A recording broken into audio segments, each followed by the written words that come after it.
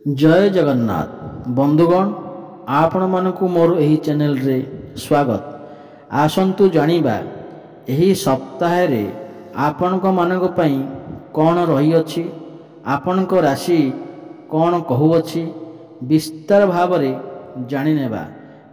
तेबे बंधुगण जानिबा पूर्वरु जदि आपण माने एही चैनल टी को नुआ आछंती ताहाले चैनल टी को सब्सक्राइब कर नियंतु एवं पाखरे थिबा बेल आइकन को प्रेस कर दियंतु।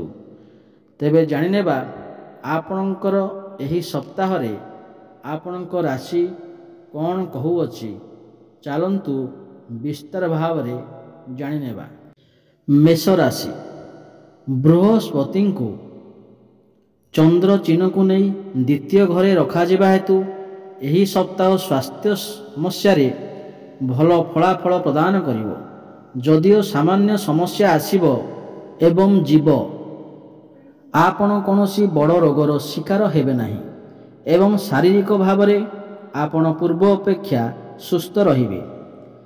एही मास चिन्ह को नहीं राहुंक घरे रखा जिबा हेतु एही सप्ताह रे आपण अनेक आकर्षणीय विनियोग सुजोग पाइबे, किंतु आपणको मने रखिबाकू हेबो जे प्रत्येक विनियोग सुजोग आपणको आड़को आसीबो। आपणको आड़को आसीबा सहित आपणको बसिबा एवं सेगुड़िको विस्तृत भाव रे विचार करिबा आवश्यक एवं सही योजना गुड़िको आपण अध्ययन करिबा परे केवल आपणको टंका विनियोग करंतु। यह सहित आपण विभिन्न विपदरू निजको रक्षा करिबारे समर्थ हेबे। एही सप्ताह रे आपण निज परिवार एवं सांग मानक प्रति बहुत साहाय्य करिवे, किंतु यह सत्वे आपणकर बंधु एवं परिवार वर्गों को आपणकर एही उदार प्रकृतिर लाभ उठाइबाकू दियंतु नहीं, अन्यथा आपणको असुविधार सम्मुखीन हेबाकू पड़ी पारे। तेणु जदि आपण कोनोसी कार्य रे सेमानकू समर्थन करिबाकू चाहू नाहंती तेबे आपणको सेमानंकू यह विषय रे कहिबाकू पड़िबो। एही सप्ताह रे आपणको कैरियर रे आगकू आपणकर इच्छा आपणकर परिवार एवं प्रिय व्यक्तिंक ठारू उभय वृत्तिगत एवं व्यक्तिगत जीवन रे दूर करि पारे। यह सहित आपण निजको अत्यधिक एकाकी पाइबे, किंतु आपण एही एकाकीताकू अन्य मानंक सह बांटिबाकू मध्य इच्छा करिवे। एही सप्ताह छात्र छात्री मानंक पई मिश्रित फलाफल हेबो। आपणक पई बहुत भलो हेबो एवं आपणको उभय उच्च शिक्षा रे सफलता प्रदान करिवो। निजको द्वंद्व रे न हेबा पई केवल एही समय रे आपण मनंकू शिक्षा प्रति ध्यान रखिबाकू पड़िबो। आपणक पई प्रतिकार प्रत्येक दिन 27 थर ओम भूमाय नम जप करंतु। वृष राशि चंद्र संकेत को नहीं राहुंक एकादश घरे रखा जिबा हेतु उन्नत स्वास्थ्य पई गत सप्ताह रे आपणको कठिन परिश्रम करिबाकू पड़िबो। एही सप्ताह रे भल फलाफल आनिबाकू प्रमाण करिवो। आपण अल्प परिश्रम सहित एवं सुस्थ जीवन यापन करिबाकू समर्थ हेबे, कारण एही समय मध्यरे स्वास्थ्य दृष्टि आपण भाग्यवान हेबे। बृहस्पति को प्रथम घरे चंद्र चिन्ह सहित रखा जिबा हेतु एही सप्ताह रे आपण टंका अभावर सम्मुखीन होई पारंती। एही कारणरू वर्तमान पर्यंत खर्च रे अनावश्यक भाव रे टंका नष्ट करुथिबा देशवासी जीवन रे अर्थर प्रकृत महत्व को बुझी पारिबे। आशंका रहिछि जे एही सप्ताह रे एही परि अनेक परिस्थिति उपजिबो जेउठारे आपनको हठात आर्थिक साहाय्य आवश्यक हेबो। आपनको अधिक आर्थिक अर्थ रहिबो नाही, कारण तुमे निश्चय एहाको खर्च करि सारिछ। पारिवारिक जीवन विषय रे कथावार्ता कले एही राशि आपणको राशि चिन्ह पई बहुत भलो, कारण एही समय हेबो जेतेबेले आपण समस्तଙ୍କ दृष्टि आकर्षण करिवे। आहुरी मध्य आपणଙ୍କ सामने खाइबाकू अनेक भल खाद्य रहिबो, जोंथि पई आपण पसंद एवं जिनिष बाछिबारे असुविधार सम्मुखीन होई पारंती। ବ୍ୟବସାୟ କରୁଥିବା ଦେଶବାସୀଙ୍କ ପାଇଁ ଅନୁକୂଳ ଗ୍ରହମାନଙ୍କର ଅନୁଗ୍ରହ ଏହି ସପ୍ତାହରେ କ୍ୟାରିୟରରେ ଉନ୍ନତି ସମ୍ବନ୍ଧରେ ଅନେକ ଶୁଭ ସୁଯୋଗ ଆଣିବ। ଏହି କାରଣରୁ ଏହି ସମୟ ମଧ୍ୟରେ ଜିନିଷ ଗୁଡ଼ିକ ଫେରି ଆସିବ। ଯଦି ଆପଣ ଆପଣଙ୍କ ପରୀକ୍ଷାର ଫଳାଫଳକୁ ଅପେକ୍ଷା କରିଥିଲେ, ତେବେ ଏହି ସପ୍ତାହରେ ଆପଣ ଅପେକ୍ଷାର ସମାପ୍ତ ହୋଇପାରେ, କାରଣ ଏହି ସମୟ ଆପଣଙ୍କ ପାଇଁ କିଛି ଭଲ ଖବର ଆଣିଯାଇପାରେ।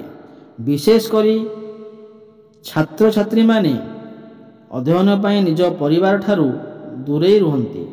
ଏହି ସମୟ ମଧ୍ୟରେ ସେମାନେ ସେମାନଙ୍କ ପିତାମାତାଙ୍କ ଠାରୁ ଉତ୍ସାହ ପାଇବେ। ଆପଣଙ୍କ ପାଇଁ ପ୍ରତିକାର। ପ୍ରତ୍ୟେକ ଦିନ 33 ଥର ଓମ୍ ମହାଲକ୍ଷ୍ମୀ ନମଃ ଜପ କରନ୍ତୁ। ମିଥୁନ ରାଶି। ଚନ୍ଦ୍ର ଚିହ୍ନକୁ ନେଇ ରାହୁଙ୍କ ନବମ ଘରେ ରଖାଯିବା ହେତୁ ଏହା ସମ୍ଭବ ଯେ ଆପଣଙ୍କୁ ଏହି ସପ୍ତାହରେ କାର୍ଯ୍ୟ ଆବଶ୍ୟକତା ପୂରଣ କରିବାକୁ ଏକ ଯାତ୍ରା କରିବାକୁ ପଡ଼ିବ। ଏପରି ପରିସ୍ଥିତିରେ ଏହି ଯାତ୍ରା ଆପଣଙ୍କ ପାଇଁ ଅତ୍ୟନ୍ତ କ୍ଳାନ୍ତ ଏବଂ ଚାପଗ୍ରହ ହେବ। ତେଣୁ ଯଦି ଏହା ଆବଶ୍ୟକ ନ ହୁଏ, ତେବେ ବର୍ତ୍ତମାନ କୌଣସି ଭ୍ରମଣ ଅଭିଯାନରୁ ଦୂରେଇ ରହିବା ଭଲ ହେବ। ଶନିଙ୍କୁ ଅଷ୍ଟମ ଘରେ ରଖାଯିବା ହେତୁ ଚନ୍ଦ୍ର ଚିହ୍ନ ସହିତ ଯଦି ଆପଣ ଭାଗିଦାରୀରେ ବ୍ୟବସାୟ କରନ୍ତି, ତେବେ ଏହି ସପ୍ତାହରେ ଆପଣଙ୍କର ବ୍ୟବସାୟ ସହଭାଗୀମାନଙ୍କ ସହିତ ଆପଣଙ୍କର ସମ୍ପର୍କ ସୁଦୃଢ଼ କରିବାକୁ ପଡ଼ିବ। ଏହା ଆପଣଙ୍କୁ ଆର୍ଥିକ ଲାଭ ପାଇବାରେ ସାହାଯ୍ୟ କରିବ ଏବଂ ତୁମର ନିରନ୍ତର ଉଦ୍ୟମ ସହିତ ତୁମର ବ୍ୟବସାୟିକ କାର୍ଯ୍ୟକଳାପରେ ଅଗ୍ରଗତି କରିବ। ଯଦି ଆପଣଙ୍କର ପିତାମାତାଙ୍କ ସ୍ୱାସ୍ଥ୍ୟ ପ୍ରଭାବିତ ହୋଇଥିଲା, ତେବେ ଏହି ସପ୍ତାହରେ ଉନ୍ନତିର ଏକ ସୁଦୃଢ଼ ସମ୍ଭାବନା ଅଛି। ଏହି କାରଣରୁ ଆପଣଙ୍କ ପାରିବାରିକ ଜୀବନ ଏହି ସପ୍ତାହରେ ବହୁତ ଭଲ ହେବ ଏବଂ ଏହି ସମୟ ମଧ୍ୟରେ ଆପଣ ଏକ ଗାଡ଼ି କିମ୍ବା ସମ୍ପତ୍ତି କିଣିବାକୁ ଯୋଜନା କରିପାରିବେ। ଏହି ସପ୍ତାହରେ ବରିଷ୍ଠ କାର୍ଯ୍ୟନିର୍ବାହୀ ଏବଂ ଆପଣଙ୍କ ମାଲିକ କର୍ମକ୍ଷେତ୍ରରେ କ୍ରୋଧିତ ମନୋଭାବରେ ରହିବେ। ଏହି କାରଣରୁ ସେମାନେ ମନୋନୀତ ହେବେ ଏବଂ ଆପଣଙ୍କର ପ୍ରତ୍ୟେକ କାର୍ଯ୍ୟରେ ତ୍ରୁଟି ପାଇଁ ନିରନ୍ତର ଦୃଷ୍ଟିରେ ରଖିବେ। ଏହା ମଧ୍ୟ ଆପଣଙ୍କ ମନୋବଳକୁ ଭାଙ୍ଗିପାରେ ଏବଂ ଆପଣ ବେଳେବେଳେ ଅନ୍ୟ ସହକର୍ମୀମାନଙ୍କ ସହିତ ଅସହଜ ଅନୁଭବ କରିପାରନ୍ତି। ଏହି ସପ୍ତାହରେ ଛାତ୍ରମାନେ ଜୋରଦାର ପାଟି କରୁଥିବା ଦେଖିବାକୁ ମିଳିବ, ଯାହା ସିଧାସଳଖ ସେମାନଙ୍କ ଶିକ୍ଷା ଉପରେ ପ୍ରଭାବ ପକାଇବ। ଏପରି ପରିସ୍ଥିତିରେ ଆପଣଙ୍କୁ ବୁଝିବାକୁ ପଡ଼ିବ ଯେ କୌଣସି ଜିନିଷର ଅତ୍ୟଧିକତାକୁ ସର୍ବଦା ଏଡ଼ାଇବା ଉଚିତ, ନଚେତ୍ ଏହା ନକାରାତ୍ମକ ଫଳାଫଳ ଦେଇଥାଏ। ଆପଣଙ୍କ ପ୍ରତିକାର 11 ଥର ଓମ୍ ସୋମାୟ ନମଃ ଜପ କରନ୍ତୁ। କର୍କଟ ରାଶି।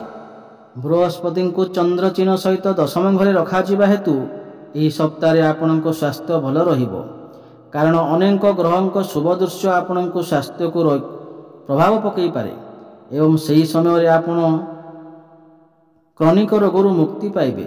ତେଣୁ ଏହି ସପ୍ତାହରେ ଆପଣଙ୍କ ମନ ଖୁସି ଏବଂ ଆରାମଦାୟକ ହେବ।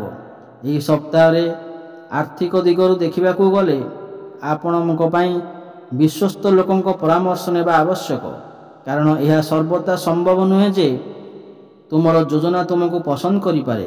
ତେଣୁ ଆପଣ ଅନ୍ୟମାନଙ୍କ ଅଭିଜ୍ଞତାକୁ ବିଚାର କରି ନିଷ୍ପତ୍ତି ନେବା ଆବଶ୍ୟକ କରନ୍ତି। ମୋଟ ଉପରେ ସପ୍ତାହଟି ଆପଣଙ୍କ ପାଇଁ ସାଧାରଣ ଅପେକ୍ଷା ହାରାହାରି ହେବାକୁ ଯାଉଛି। ତଥାପି ଆପଣ ଟଙ୍କା ସମ୍ବନ୍ଧୀୟ ବିଷୟଗୁଡ଼ିକ ପ୍ରତି ସାବଧାନ ହେବା ଆବଶ୍ୟକ। ଏହି ସମୟ ଆପଣଙ୍କ ମାଙ୍କ ସ୍ୱାସ୍ଥ୍ୟ ପାଇଁ ଅନୁକୂଳ ହୋଇପାରେ, କାରଣ ଆପଣ ତାଙ୍କ ସ୍ୱାସ୍ଥ୍ୟର ଯତ୍ନ ନେଇ ତାଙ୍କ ସହିତ ଯୋଗ ବ୍ୟାୟାମ କରିବେ। ଆହୁରି ମଧ୍ୟ ଭାଇ ଓ ଭଉଣୀମାନଙ୍କ ସାହାଯ୍ୟ ମଧ୍ୟ ଅନେକ ସମୟରେ ପାଇବେ। ସେହି ବ୍ୟବସାୟୀମାନେ ଯେଉଁମାନେ ବ୍ୟବସାୟିକ କାର୍ଯ୍ୟକଳାପକୁ ବିସ୍ତାର କରିବାକୁ ଦୀର୍ଘ ସମୟ ଅପେକ୍ଷା କରିଥିଲେ, ସେମାନେ ଭଲ ଖବର ପାଇପାରନ୍ତି, କାରଣ ସେଠାରେ ସେମାନଙ୍କର ସୃଜନଶୀଳତା ବୃଦ୍ଧି ପାଇବ। ଏହି କାରଣରୁ ସେମାନେ ଏକ ବଡ଼ ନିଷ୍ପତ୍ତି ନେଇପାରନ୍ତି ଏବଂ ଏହା ସେମାନଙ୍କୁ ଉଭୟ ପ୍ରଗତି ଏବଂ ଲାଭ ପ୍ରଦାନ କରିପାରେ। ଆପଣ ଖୁସି ଚରିତ୍ର ଏବଂ କୌଣସି କାର୍ଯ୍ୟକଳାପକୁ ଏହି ସପ୍ତାହରେ ଆପଣ ଶିକ୍ଷା କ୍ଷେତ୍ରରେ ସଫଳ ଲାଭ କରିବେ।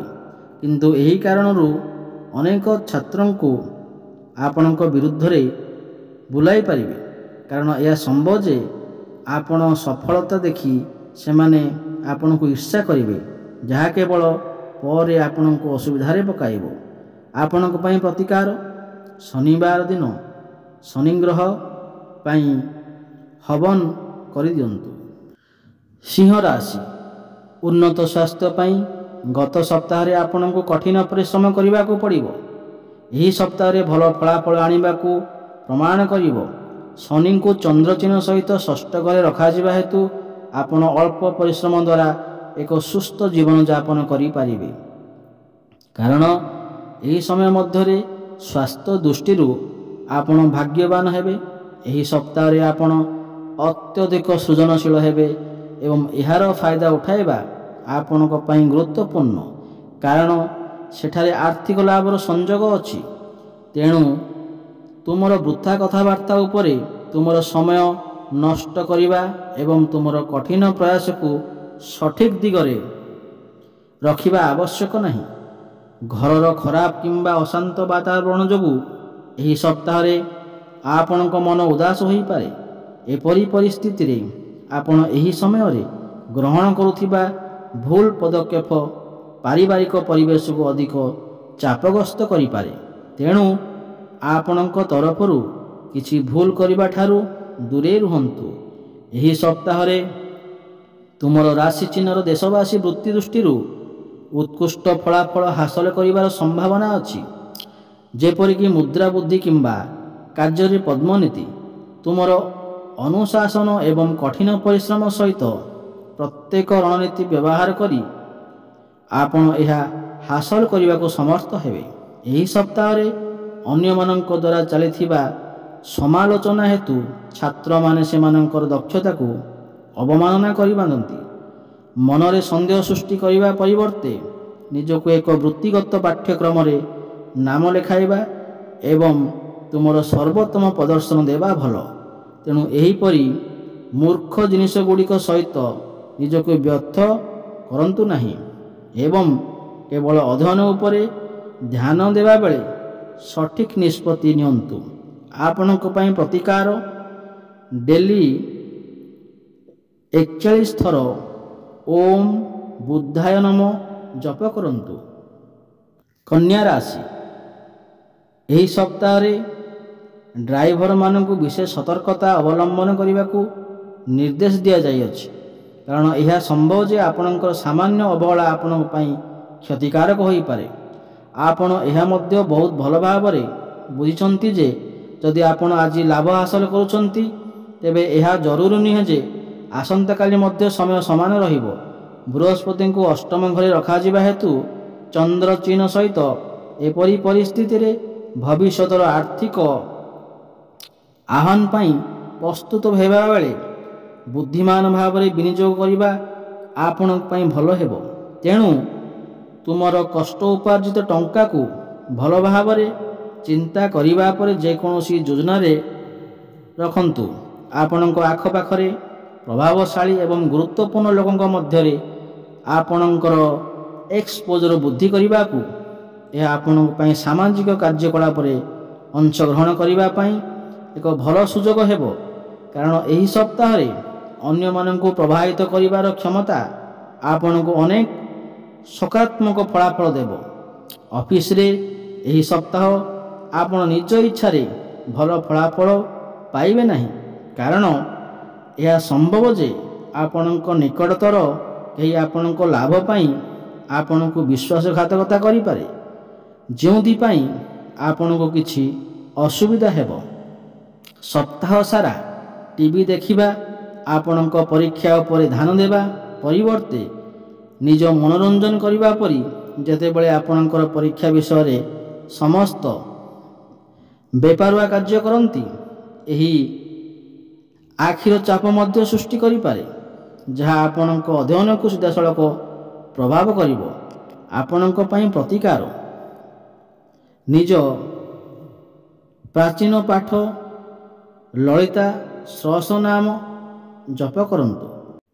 ତେବେ ଦର୍ଶକ ବନ୍ଧୁ, ଯଦି ଏହି 6ଟି ରାଶି ମଧ୍ୟରୁ ଆପଣଙ୍କର କୌଣସି ରାଶି ହୋଇଥାଏ ତାହେଲେ କମେଣ୍ଟ ବକ୍ସରେ ଜୟ ମା ଲକ୍ଷ୍ମୀ, ଜୟ ଜଗନ୍ନାଥ ଅବଶ୍ୟ ଲେଖନ୍ତୁ।